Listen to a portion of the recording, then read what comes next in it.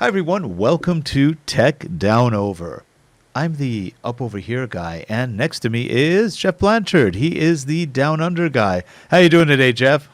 Good, thank you, Rick. I'm in my time machine again. I'm in the new year, and you're still in New Year's Eve at the moment. Yeah, so the world hasn't ended yet. I was just going to say, no, it didn't just fall to pieces, but after midnight with all the illegal fireworks, I thought it might be. It sounded like a war zone. That's funny. And you're right, you never know, because those fireworks can get nasty. And you're dry out there, right? Well, that's right. We're expecting this weekend, 100 and 104 on Friday and Saturday. Well, we're going to be in the 30s near freezing at night. Go figure. Hey, here's our intro. Okay.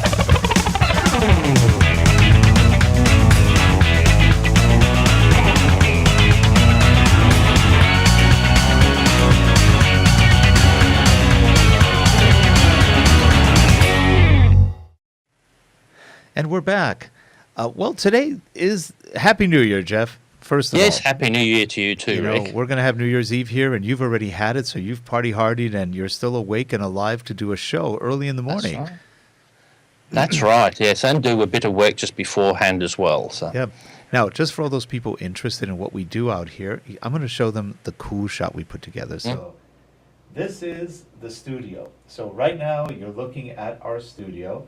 So I'm here, you can see me waving.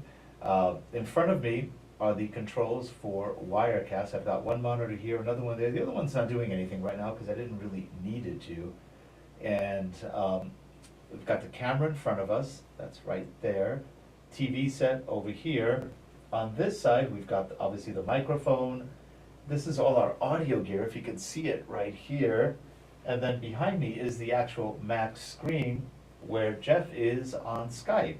So this is what we see as we create the show, and this is being actually recorded with an XA25, Canon XA25 SDI camera, that's serial digital interface, like a little mini coax, and the camera in front of us is also a Canon XA25 with an SDI input. We are also outputting, if you can probably see a little bit of it, the TV.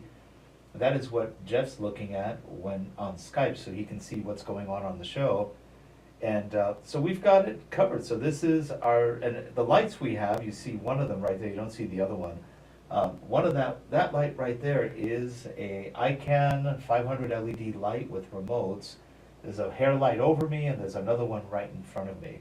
So anyway, that is our studio, and I'm back now on our live set. So this is what you see, and this is what I see, and behind is actually the actual studio. So kind of fun. Anyway. That was really cool. That was really good, and I could even look at myself in the monitor as you was going around the studio as well. That's right. It's a whole infinity shot going on. Hey, well, Jeff, you put together, this has been quite a year for tech, especially in audio, visual, and computers, and all sorts of great stuff.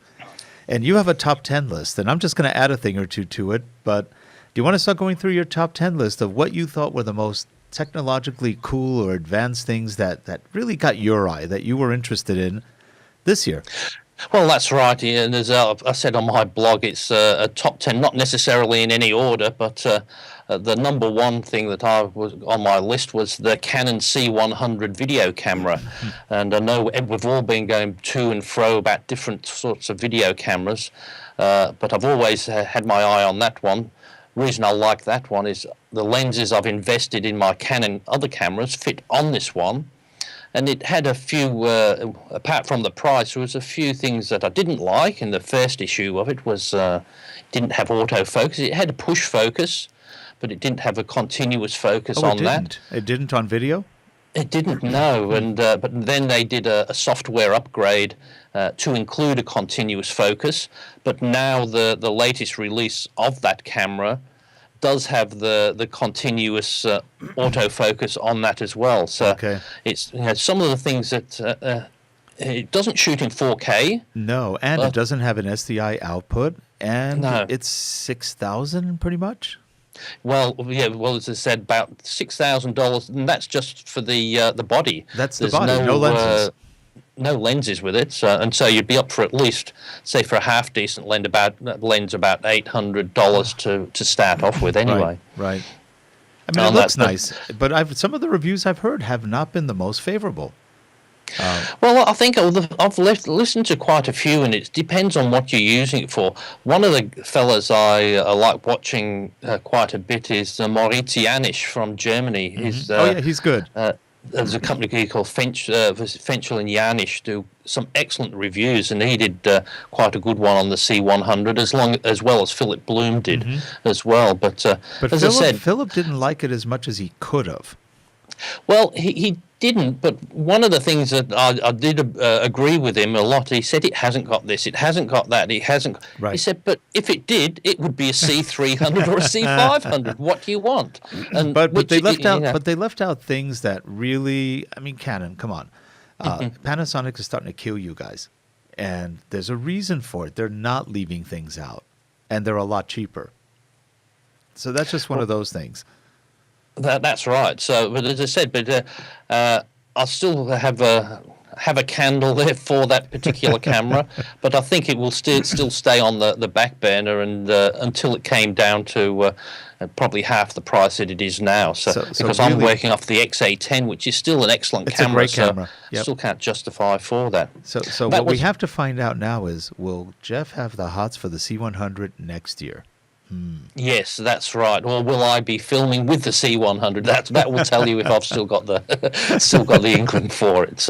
But I have a feeling I won't be, because there's so many, as Rick, you were saying, there's so many other cameras that looking at all the other manufacturers and seeing what they're leaving out and putting it back on.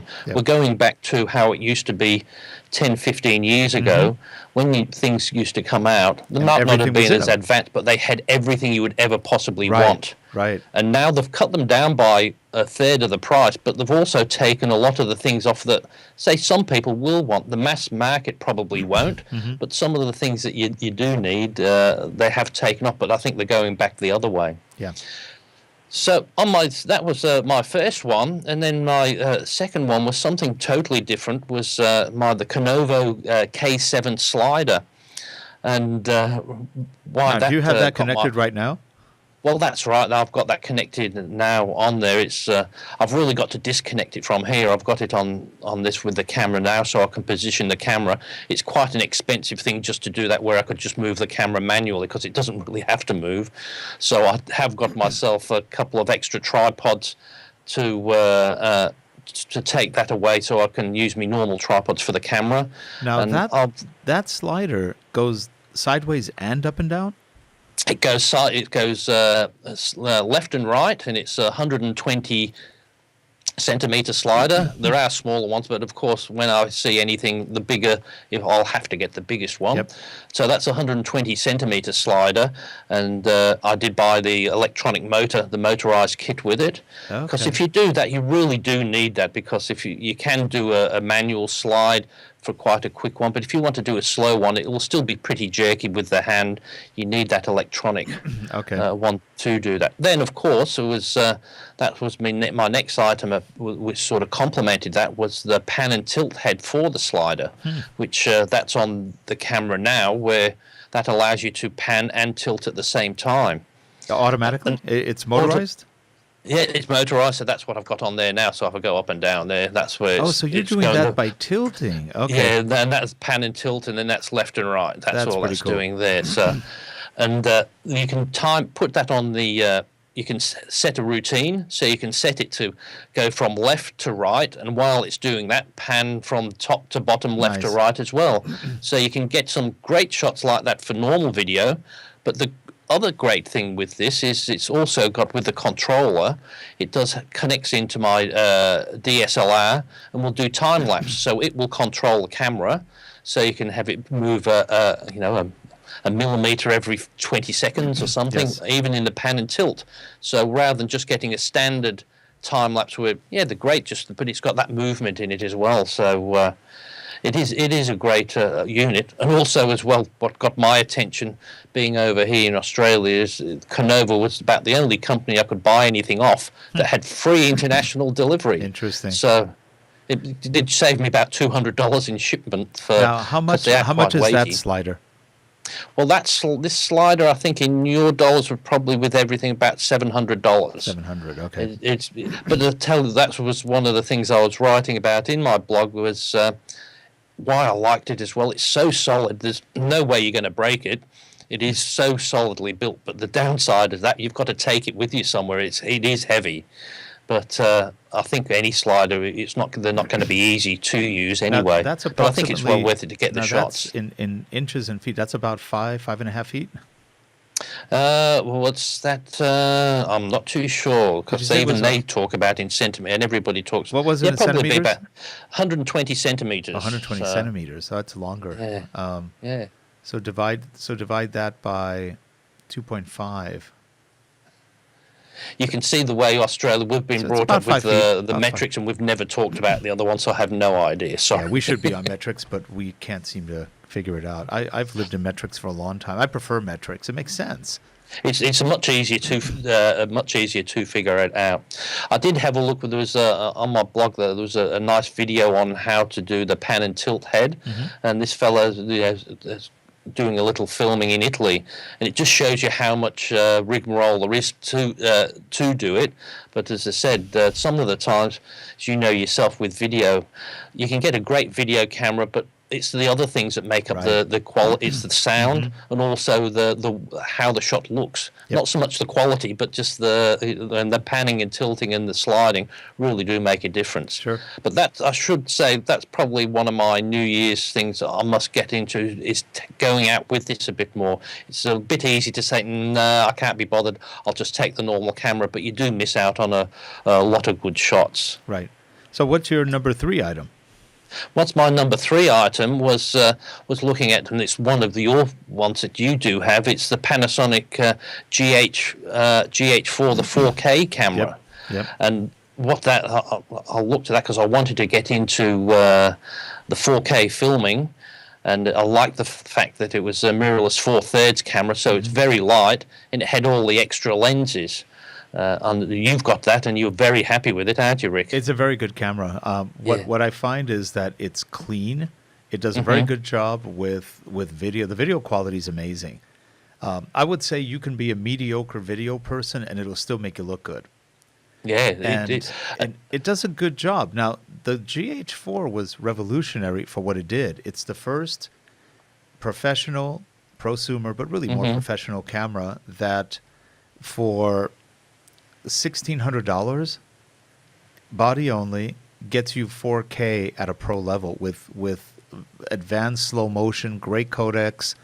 It does true 4K as well as ultra high def, which is 3840 instead of 4096, which is what TV will be. When they ever go to 4K, which will probably still years out, it'll be 3840 versus 4096. It's a small difference, but that's what they decided on the TV.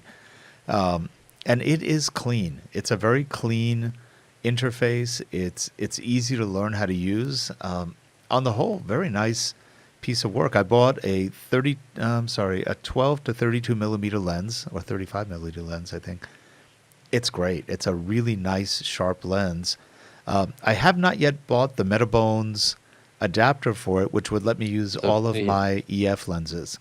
And that's only because it costs $600.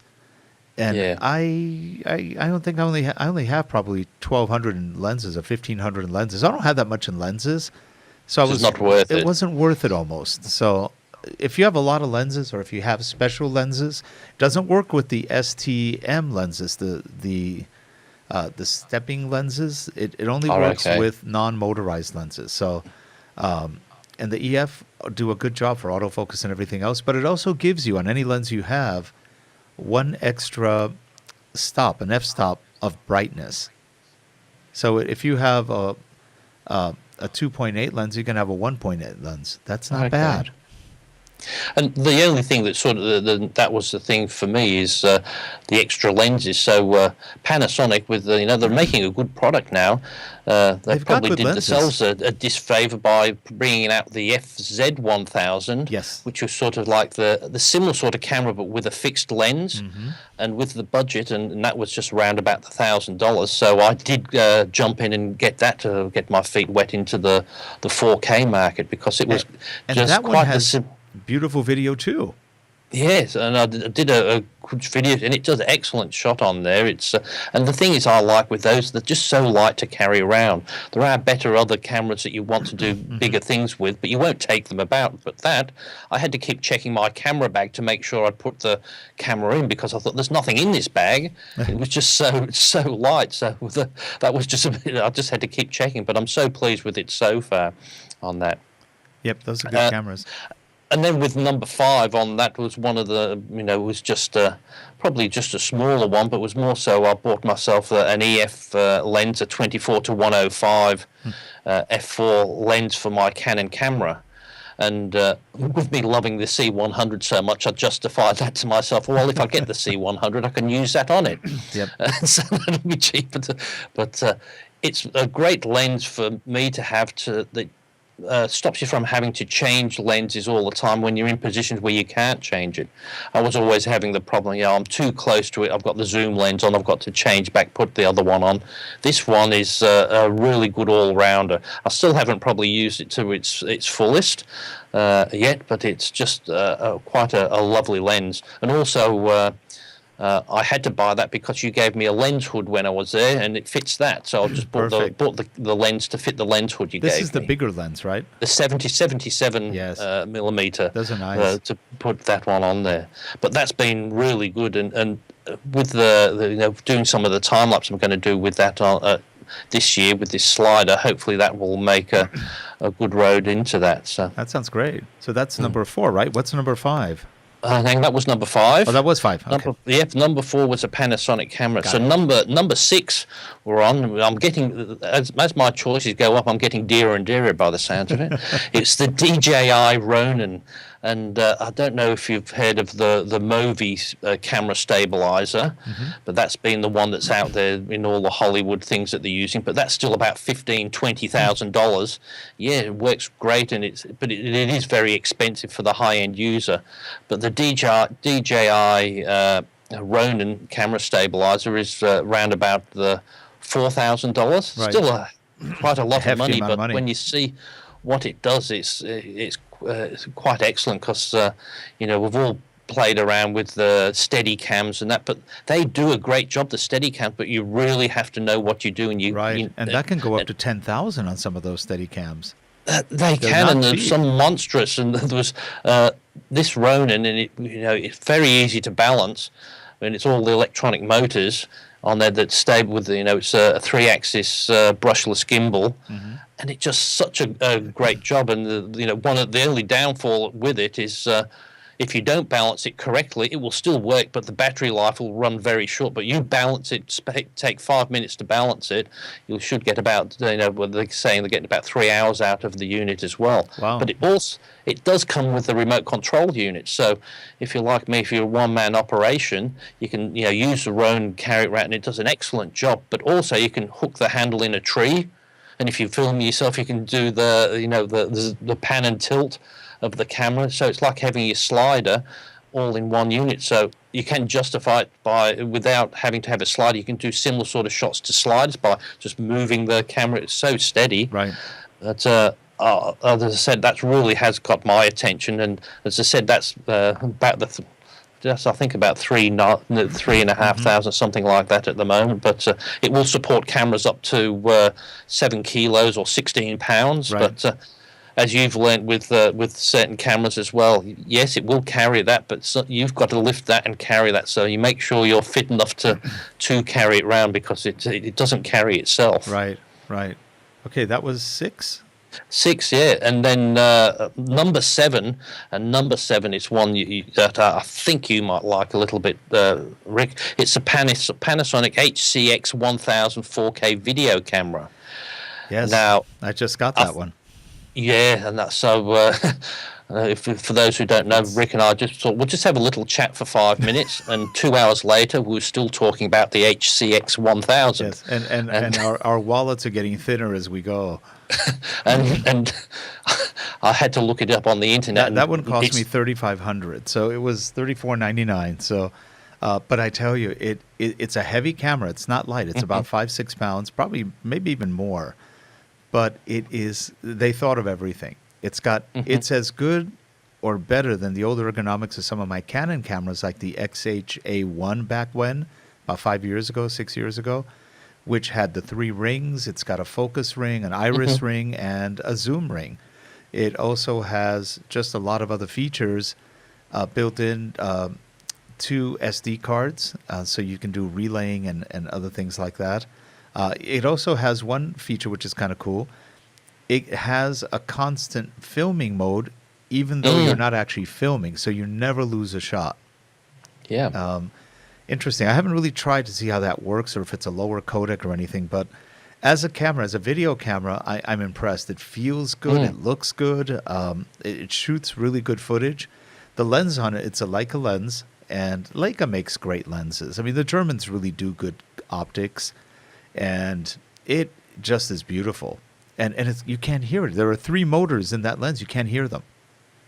So it's an excellent camera, and there's a few things that I like. It's got the 3.5-inch LCD display that when you open it up, it comes on, and it fits nice and neatly into the camera and tucks away. So when you're using the normal electronic viewfinder, you haven't got that in the way. But also, they say the electronic viewfinder on that one is a higher resolution than it is on the LCD screen. It is. So it's something you can actually use, which the Canon, that was one of the big things that took me down from that one. Their electronic viewfinder used to be horrible. Improved it a little bit. They've improved their viewfinder on that. So, and I think that's coming into a line with a few other ones that are on the market. But as I said, that feature with the relay play, but also, and the way I think it works is one of your memory cards films constantly at the same codec that you want, and then the other one just films where you start and stop. And so that's how it does, which I think that's a great feature, because I've got the relay play on the Canon here, but you very rarely use it. But that other thing would be great, because how many times do you come back from somewhere, yeah, we stopped when that was doing that, where if you could shoot everything, it's a great thing on that. Something funny about that, I was watching a show, and I think they were using the Panasonic in one of these shows, and the reason they used it, because once they start filming, they're not allowed to stop. This was like a murder investigation scene, and they use that so they can start and stop on the other one, but they've got the other one for a permanent record. So they just see, so you can't edit it out. So they say they've got the proper one and the ones that they want to see. So I thought that was quite a good feature on the camera as well. And also as well, it's what did you say the price was there? About 3,500? About 3,500. Yeah, and of course I'll price it here, and it's around about the same, probably a little bit cheaper. I couldn't understand that, because it comes with a battery. Well, you have to buy the battery. No, it comes with one. The battery alone is $199, and it's about supposedly an 8-hour battery. It seems to last forever. I haven't really gone out of it yet, but I did order 2 Wasabi batteries, which are also very good, for about $28 that supposedly do the same thing. And Panasonic, like Canon, is charging full price for batteries. Well, and that's the thing is, I'll get the one that comes with it, but I did with this Canon here. Said about $40 for a 2-hour battery, and whereas the Canon one would have cost me about $200, but it hasn't faulted. It's been quite quite good. And anyway, for $40, I can afford to buy 2 or 3 of them, as opposed to one $200 one. Those are expensive. Yeah, and I just don't see why, because it's. But a lot of these manufacturers do that. I've got a timer release for the camera, and you can buy the same one that's got a brand name on it for $239. I bought the same one from the Chinese distributor in China for $23. And I could, if I buy 15 of them, I could get them for $10 each. Yep. Wow. But it just didn't have the brand name on it. But it was exactly the same same unit. So it's just quite incredible how, as I said, the cameras are getting cheaper, but the little bits of accessories are sort of trying to get us on that one. It's almost like inkjet printers. They're free almost. Well, yes, and you they chuck hit you them for the away ink. when you, instead of getting some ink, you'd buy a new printer instead of getting some more ink on that one. So, but I can see in 2014, I can already see that. I think that's going to be a camera that I might get, because the whole idea of getting the FZ1000 was to get into it, and I was waiting for this camera actually to come out, because I thought I could see me owning that one. Yeah. But I just got to get off and do a bit more filming to justify it, I think, as well. Sure. Now, was that your number 7? That was my number 7, and number 8 is the one that both Rick and I do have. Is this what we're using now? Is the Rode Procaster microphone? It's a great mic. It's and I've been so pleased with it, and it's in the range of prices for mics. It's really not that expensive. It's Now, here's what around it looks here like. at the $200 mark. So this is what it looks like. This I'm will- going to move it a little closer. And you can, as you can hear with Rick, it's only a couple of inches away from his mouth before, and you couldn't even hear him. And that's one of the big advantages I like. Yeah, so it's very quiet. and I've been doing some audio recording the other week, and it's, as I said, getting quite hot. And I had the air conditioning on, and the noise of that going, but that didn't come through on the recording whatsoever. No. But the thing is, if you do go away, you just don't hear anything. But the closer you get, the better it is. Right. So And it looks like a tactical weapon, which is kind of cool too. it does, and it was said if somebody breaks in, you could hit them over the head with it like a baton. It's tough. It is heavy, so it's definitely not one you take around and plug in into your camera. When You could it's some attach it extra- to a chain, and you have a very deadly weapon. So. That's right. So it's not going to be stolen off your desk very soon. There's also another one, the similar one called the Podcaster, Which is I why- sent back when I had it. That's the one I sent back. It wasn't the podcaster's fault. I think I didn't have the right equipment back then, at least on that PC. The USB, it just didn't have enough gain. And I think that's the thing. That's the only difference. And it's got this one's probably more adapt for the things that we want to use it for. So. And there's a sort. If you want a good mic, you usually go away from the USBs. No matter how good they are, you'd usually go for an XLR this is mic an as XLR. well. So. They said, from what I heard, it's the same mic. That's what some people say. It's the same mic, but it just has better gain. Yeah, it just because it looks the same. It looks exactly the same. It's just in the white color, Right. and it's got a headphone jack monitor thing that you can plug into that. Whereas this doesn't. But we're sort of monitoring it through our mixers and other equipment there. We don't need that as well. And the only problem with headset mics, just for people, or actually headset plugs that are on mics, you are hearing the mic input. You are not hearing what you're recording. No. Which could really cause you grief when you think you've got a great sound and your system wasn't recording. Well, and also I find that even when you're monitoring something, I listen and think, gee, that sounds horrible, and I go the other way. Well, sometimes you listen to the actual recording as well, because sometimes you hear noises in your headphones that it doesn't pick up on the recording either. So you've also got to check out what the actual recorded sound is, because many times I've done a recording thinking, gee, that sounds horrible, and I won't do it. Then I record it properly, and it's just something that's coming through the headphones that's causing the problem. So what's your number 9? Well, my number 9 one is something that's we've all got. It was the Premiere Pro CC, and it was just a few things that came out with it this year that really caught my eye. This year, it's got the tracking all built into the Premiere Pro, where before you'd had to go out of Premiere Pro to After Effects to do that. So you can highlight an image and just say track it, and you can track it within Premiere Pro. That's really cool. And things where, like, you want to blank out number plate, license plate numbers, just little things like that, so you don't have to go out of there into After Effects to do that, which is a real great they feature. finally, I always laugh because they finally caught up to what Sony Vegas could do years ago, 10 years ago.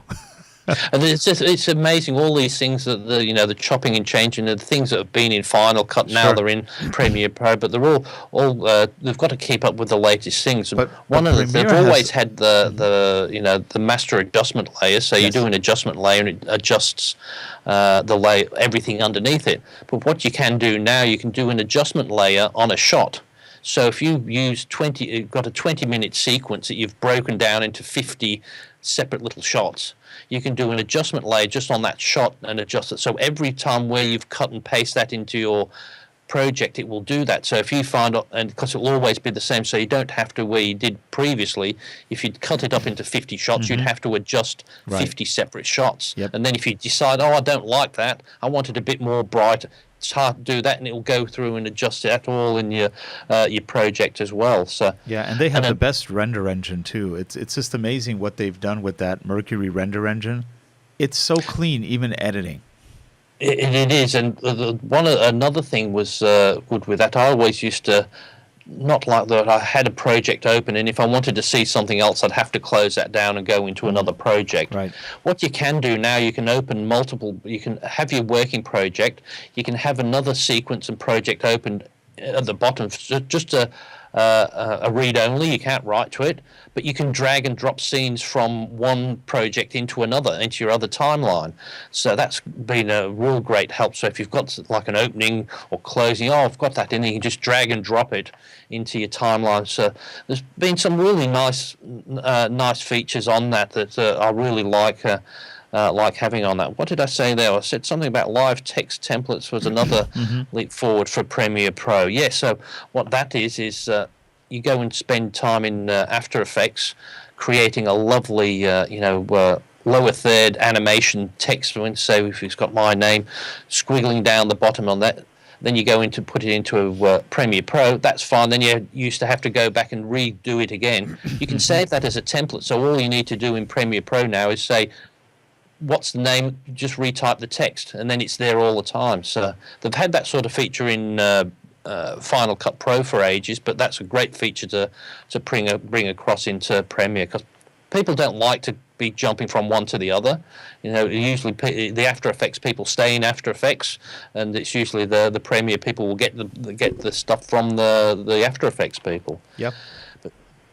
But it is, that's why I just do love the product. I love Final Cut Pro as well, but I think it's like we've said before, each one has a particular use that you need for your particular project. And just because it's there, you need the right tool for the job. So, but both of them are doing an excellent job. Yep. So that was your 9. So we are down to the drum roll. Oh, the drum! And as I said, this is not necessarily the best one. Right. I think I've gone through my best one, the Panasonic camera. I think that's my best one so far this year. But number 10, the one that made me go into was what we're using now. Is the Wirecast and the Wirecast 6. So I've been waiting for that to come down, and the Black Friday came. And they did what I was expecting, discounted the product, so I got that. But that's got some great features that it didn't have before. It's got the 64, works on 64-bit, so it takes full access to the processor now, where it didn't before. And it's got some of the auto playlists, Right. And as you say, it might... you say there was some bugs in the playlist. They're not totally clean yet. But the initial release is pretty good, but there are bugs. There are things like, items move on you when you don't want them to. You click on one item and it just automatically moves the 3 over, and you just go, that's a bug. They're little irritants, but other than that, it runs nicely, and we're doing things that we weren't doing before that it can do a really good job. Like, for example, when I go to your shot, it shows you, it pops up the lower third automatically, and then it holds. Now, it'll hold until I switch shots. I go to my shot, the same thing. Lower third comes up. And in reality, what that is we are showing 3 shots. The first shot is only about a second. The second shot is 4 seconds of showing the lower third. And the third shot holds. So you have a live view holding until something else happens. Now, you couldn't do that before. You would have to have multiple layers and do this, and it's a lot more work. So these are easy ways to use the tool to make things just easier.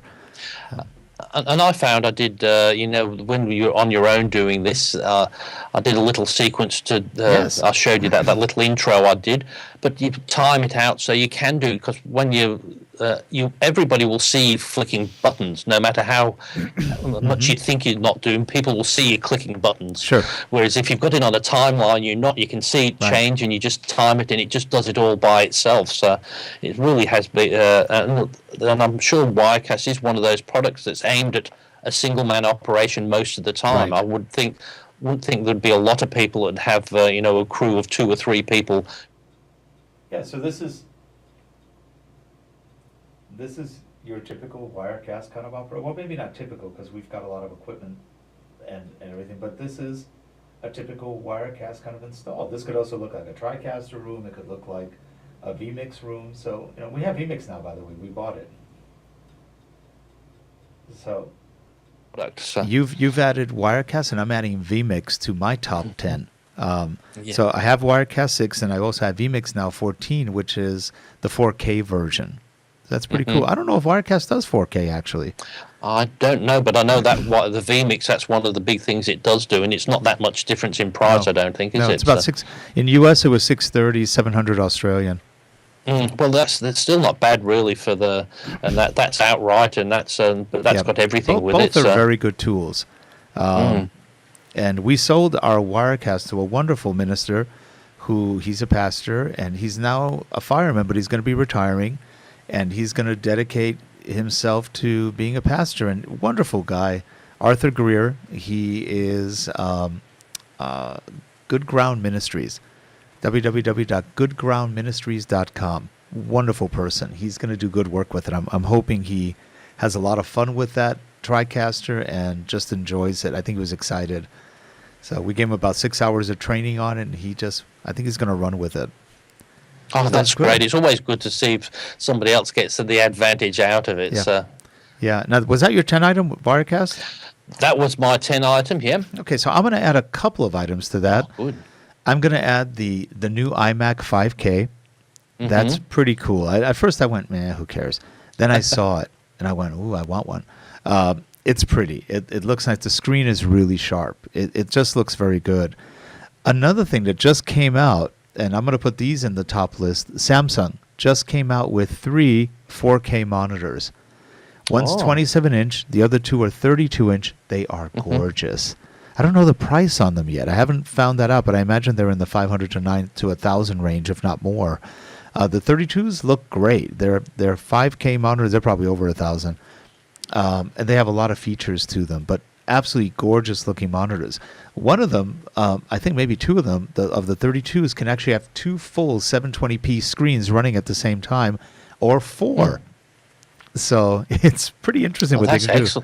I'll also see with this the 5K iMac. So Larry Jordan's purchased one of them, and he's got that set up in his new studio. So he did a bit of review on that. So he's pleased with his anyway.